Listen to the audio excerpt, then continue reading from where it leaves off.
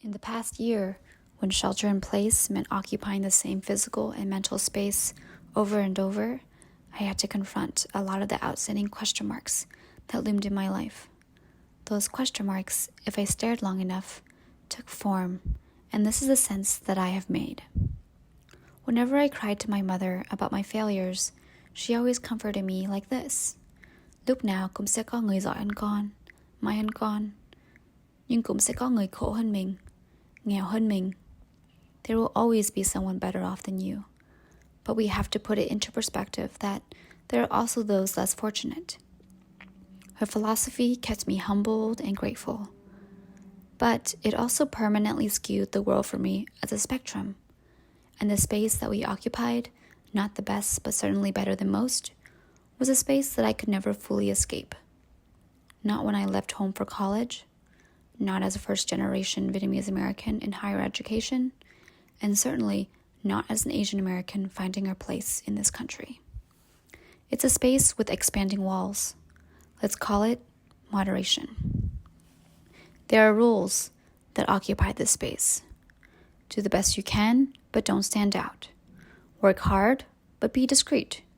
Be a model, but remember, you're a minority. These prescriptions cast me the role of forever bystander, because speaking out and standing out would disrupt the status quo of fitting in. Dwelling in moderation paled the colors of the world, the feelings that I let myself feel, and the dreams I wanted to achieve. I'm never elated, only ever content. Not devastated, just confused.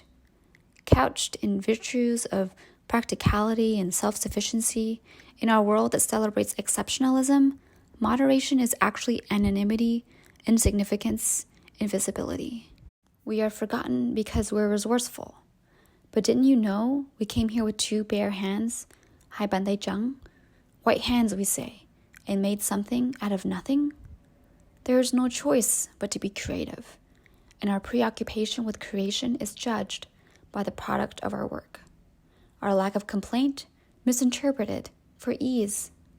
Middle child of America. Standing next to my black and brown brothers and sisters, I dare not ask, what about me? There is a recurring dream I've always had, especially as an adolescent. I'm in a crowd and I'm screaming at the top of my lungs, but no one hears.